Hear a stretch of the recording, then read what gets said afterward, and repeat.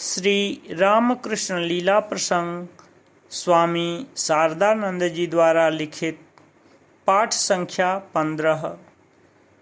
बाल्यचरित तथा पितृवियोग। गदाधर का विद्यारंभ। वयोवृद्धि के साथ ही साथ बालक गदाधर में अद्भुत मेधा तथा प्रतिभा के विकास को देखकर श्री क्षुदीराम जी विस्मित तथा आनंदित हुए। चंचल बालक को गोद में लेकर जब वे अपने पूर्वजों के नाम एवं देव देवियों के छोटे स्तोत्र तथा प्रणाम आदि अथवा रामायण महाभारत के कोई विचित्र उपाख्यान उसे सुनाने बैठते, तब वे देखते थे कि सिर्फ एक बार सुनकर ही उनमें से अधिकांश को उसने कंठस्थ कर लिया है। बहुत दिनों के बाद भी पुनः उससे पूछने पर उन्हें यह दिखाई दिया कि वह हूबहू उन विषयों की आवृत्ति करने में समर्थ है। साथ ही उन्हें इस बात का भी परिचय मिला कि बालक कुछ विषयों को जिस प्रकार अत्यंत आग्रह के साथ ग्रहण व धारणा करता है, ठीक उसी प्रकार कुछ विषयों के प्रति वह पूर्ण उदासीन बना रहता है। हजारों चेष्टाएं करने पर भी उनमें उसका अनुराग अंकुरित नहीं होता। गणित के पहाड़े आदि सिखाने में प्रवृत्त हो उस विषय का आभास पाकर उन्होंने यह सोचा था कि चपलमती बालक को इस अल्पायु में उन विषयों को लिखने सिखाने के लिए कष्ट देने की कोई आवश्यकता नहीं है, किंतु उसे अत्यधिक चंचल होते देखकर 5वें वर्ष में ही उन्होंने उसका यथाशास्त्र विद्यारंभ करा दिया तथा उसे पाठशाला भेजने लगे। इससे समवयस्क बालकों के साथ परिचय होने का अवसर पाकर बालक अत्यंत प्रसन्न हुआ तथा अपने प्रेम पूर्ण व्यवहार के कारण वह शीघ्र ही उनका तथा शिक्षकों का अत्यंत प्रेम पात्र बन गया। लाहा बाबुओं की पाठशाला। गांव के जमींदार लाहा बाबुओं के घर के सम्मुख विशाल नाट्य मंडप में पाठशाला लगती थी और मुख्य रूप से उनके ही खर्च पर नियुक्त एक शिक्षक के द्वारा उनके तथा समीपस्थ गृहस्थों के बालकों का अध्ययन कराया जाता था। तात्पर्य यह कि लाहा बाबू ने ही गांव के बालकों के कल्याणार्थ उस पाठशाला की प्रतिष्ठा की थी और वह स्थान श्री क्षुदीराम जी के घर से कुछ ही दूर पर था। प्रातःकाल तथा अपराह्न में प्रतिदिन 2 बार पाठशाला लगती थी। छात्र वर्ग प्रातःकाल पाठशाला आकर 2-3 घंटे तक पढ़ने के बाद नहाने धोने तथा भोजन करने के लिए अपने अपने घर चले जाते थे तथा अपराह्न में 3-4 बजे पुनः एकत्रित हो शाम तक पढ़कर घर लौट जाते थे। गदाधर जैसे अल्पवयस्क छात्रों को यद्यपि इतने अधिक समय तक पढ़ना आवश्यक नहीं था, फिर भी उन्हें वहां उपस्थित रहना पड़ता था। अतः पढ़ने के समय पढ़कर वे वहीं बैठे रहते थे और कभी कभी साथियों को लेकर पाठशाला के समीप ही खेलते रहते थे। पाठशाला के पुराने छात्र नवीन छात्रों को पाठ बताया करते थे तथा वे पुराने पाठों की नित्य आवृत्ति करते हैं या नहीं इसकी भी देखभाल किया करते थे। इस प्रकार एक ही शिक्षक के द्वारा पाठशाला का कार्य सुचारू रूप से संपन्न हो जाता था। गदाधर जब प्रथम पाठशाला में प्रविष्ट हुआ उस समय श्री यदुनाथ सरकार जी वहां के शिक्षक थे। उसके कुछ दिन बाद नाना कारणों से उनके अवसर ग्रहण करने के पश्चात श्री राजेंद्र नाथ सरकार नामक एक व्यक्ति उनके स्थान पर आए तथा उन्होंने पाठशाला का कार्यभार संभाला। बालक के विचित्र चरित्र के संबंध में क्षुदीराम जी का अनुभव। बालक के जन्म से पूर्व उसके भावी महान जीवन के सूचक जो अद्भुत स्वप्न तथा दर्शनादि श्री क्षुदिराम जी को हुए थे, वे सदा के लिए उनके हृदय पर सुदृढ़ रूप से अंकित हो चुके थे। इसलिए बाल चापल्य के कारण उसको किसी प्रकार का अशिष्ट आचरण करते हुए देखकर भी साधारण रूप से निषेध करने के अतिरिक्त वे कभी उसे कठोर दंड देने में समर्थ नहीं हुए। सबका प्रेम पात्र बनने के कारण अथवा स्वभाववश ही बालक में समय समय पर आज्ञा न मानने की प्रवृत्ति का उन्हें परिचय मिला था, किंतु तदर्थ अन्य माता पिता की तरह उसे डांटना तो दूर रहा, प्रत्युत वे यह सोचते थे कि उसी से बालक की भविष्य में विशेष उन्नति होगी। इस प्रकार सोचने के यथेष्ट कारण भी विद्यमान थे। वे देखते थे कि चंचल बालक कभी कभी पाठशाला न जाकर साथियों को लेकर गांव के बाहर खेलने में रत रहता था, अथवा किसी से न कहकर समीप में कहीं भजन नाटक इत्यादि में चला जाता था। फिर भी वह जब जो हठ करता था उसे पूर्ण किए बिना कभी नहीं रहता था।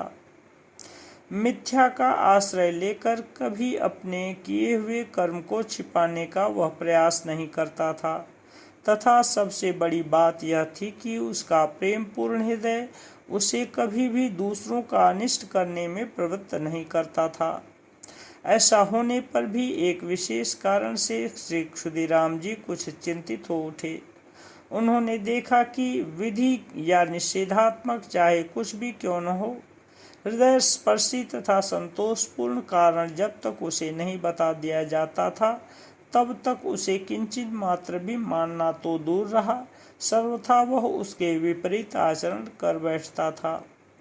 यद्यपि उसका ऐसा करना संबंधित विषयों की कारण जिज्ञासा का ही परिचायक था, फिर भी संसार में सर्वत्र विपरीत प्रकार के आचरणों को देखकर श्री क्षुदिराम जी यह सोचने लगे कि कोई भी इस बालक को इस प्रकार समस्त विषयों का कारण बतलाकर उसके कुतूहल को निवृत्त नहीं कर सकेगा, अतः उसके लिए बहुधा सद्विधियों को न मानकर चलने की ही अधिक संभावना है। उस समय की एक छोटी सी घटना से श्री क्षुदिराम जी के हृदय में बालक के संबंध में पूर्वोक्त चिंताओं का उदय हुआ था, और तब से उसकी उस प्रकार की मानसिक वृत्ति को जानकर उसे अत्यंत सावधानता के साथ शिक्षा देना उन्होंने प्रारंभ किया। घटना इस प्रकार थी। उक्त विषयक घटना श्री क्षुदिराम जी के घर के प्राय नज़दीक में ही हालदार पुकुर नामक एक बहुत बड़ा तालाब था। पड़ोस के सभी लोग उसके स्वच्छ जल में नहाते धोते थे तथा उसी जल को पीने तथा रसोई आदि के काम में लाते थे। स्त्री पुरुषों के नहाने के लिए उस पर दो पृथक पृथक घाट बने थे। गदाधर जैसे अल्पवयस्क बालक नहाने के लिए कभी कभी स्त्रियों के घाट पर भी चले जाते थे। दो चार साथियों को लेकर एक दिन गदाधर उस घाट पर नहाने के लिए उपस्थित हुआ तथा परस्पर उछलते कूदते एवं तैरते हुए वे लोग बहुत ज्यादा उधम मचाने लगे। उससे जो स्त्रियां वहां स्नान कर रही थीं उन्हें विशेष असुविधा होने लगी। संध्या वंदन करती हुई वृद्ध महिलाओं पर जल के छींटे पड़ने से उन्होंने निषेध किया, किंतु फिर भी वे शांत न हुए। तब उनमें से एक महिला अत्यंत क्रुद्ध होकर उनको डांटती हुई बोली, तुम लोग इस घाट पर क्यों आते हो? पुरुषों के घाट पर नहीं जा सकते। नहाने के बाद यहाँ पर स्त्रियाँ अपने कपड़े आदि धोती हैं। तुम्हें यह नहीं मालूम कि स्त्रियों को विवस्त्र देखना नहीं चाहिए? गदाधर ने उनसे पूछा, क्यों नहीं देखना चाहिए? इस बात को सुनकर ऐसा कोई कारण निर्देश किए बिना कि जिससे वह समझ सके, उसे वे और जोर से फटकारने लगीं। ये स्त्रियां बहुत ही क्रुद्ध हो गई हैं और शायद घर पर जाकर हमारे माँ बाप से बता देंगी। इस भय से सभी लड़के वहां से भाग गए, किंतु गदाधर ने अपने मन में दूसरा ही संकल्प किया। वह दो तीन स्त्रियों के नहाते समय उस तालाब के किनारे वृक्ष की ओट में छिपकर उन्हें देखने लगा।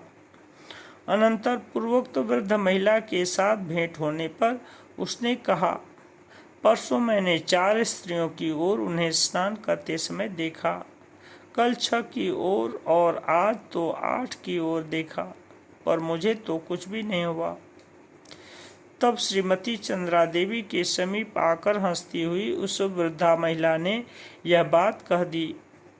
सुनकर श्रीमती चंद्रा देवी अवसर पाकर गदाधर को मधुर वचनों से समझाती हुई बोली, ऐसा करने से यद्यपि तुम्हें कुछ नहीं होता, किंतु महिलाएं उसे अपने लिए विशेष अपमानजनक समझती हैं। वे मेरे ही सदृश हैं, इसलिए उनके अपमान से मेरा अपमान होता है। अतः फिर कभी ऐसा आचरण कर उनके सम्मान को ठेस पहुंचाना, उन्हें तथा मुझे कष्ट देना क्या तुम्हारे लिए उचित है? यह बात सुनने के पश्चात बालक ने फिर कभी उस प्रकार का आचरण नहीं किया। अस्तु। गदाधर की शिक्षा की उन्नति तथा विस्तार। पाठशाला में जाने के बाद गदाधर की शिक्षा में भी अच्छी उन्नति होने लगी। स्वल्प काल में ही वह सामान्य रूप से पढ़ने तथा लिखने लगा, किंतु गणित से उसकी घृणा प्राय एक सी ही बनी रही। दूसरी ओर बालक में अनुकरण तथा उद्भावनी शक्ति दिनों दिन वृद्धिंगत होकर विभिन्न दिशाओं में प्रसारित होने लगी। गांव के कुम्हारों को देव देवियों की मूर्ति निर्माण करते हुए देखकर उनके समीप उपस्थित हो उनसे पूछताछ कर बालक अपने घर पर उस विद्या का अभ्यास करने लगा और वह उसके खेल के अन्यतम विषय के रूप में परिणत हुई। चित्रकारों से मिलकर वह उसी प्रकार चित्र तैयार करने लगा। गांव में कहीं पुराणों की कथा अथवा नाटक आदि होने का समाचार मिलते ही वहां जाकर शास्त्रीय उपाख्यानों को वह सीखने लगा एवं श्रोताओं के समीप उन्हें किस प्रकार से व्यक्त करने पर वे उनके लिए विशेषकर रुचिकर हो सकते हैं, इस बात का वह पूर्ण रूप से ध्यान रखने लगा। बालक की अपूर्व स्मृति शक्ति तथा मेधा उन विषयों में विशेष सहायक बनी।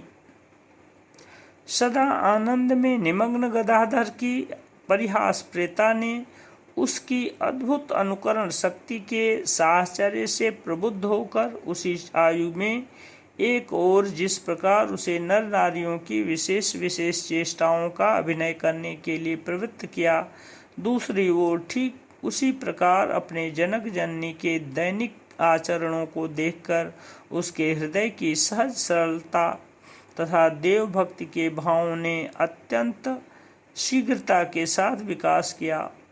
बड़े होकर बालक ने आजीवन इस बात को हृदय से स्मरण तथा स्वीकार किया है। दक्षिणेश्वर में हमसे कही हुई उनकी निम्नलिखित बातों से पाठक स्वयं इसकी यथार्थता का अनुभव कर सकेंगे। मेरी माता सरलता की मूर्ति थीं। संसार की मामूली मामूली बातें वे नहीं समझती थीं। रुपए पैसे गिनना तक नहीं जानती थीं। किससे क्या छिपाना चाहिए यह विदित न होने के कारण अपने पेट की बातें सबसे कह बैठती थीं। इसलिए लोग उन्हें भोली कहा करते थे। सबको भोजन कराना उनके लिए अत्यंत प्रिय था। मेरे पिता ने शूद्रों से दान कभी नहीं लिया। दिन में अधिकांश समय वे पूजन जप ध्यान आदि किया करते थे। प्रतिदिन संध्या वंदन करते हुए जब वे आया ही वरदे देवी इत्यादि गायत्री के आवाहन मंत्रों का उच्चारण करते थे, उस समय उनका वक्षस्थल आरक्त हो उठता था और नेत्रों से अश्रुधारा प्रवाहित होने लगती थी।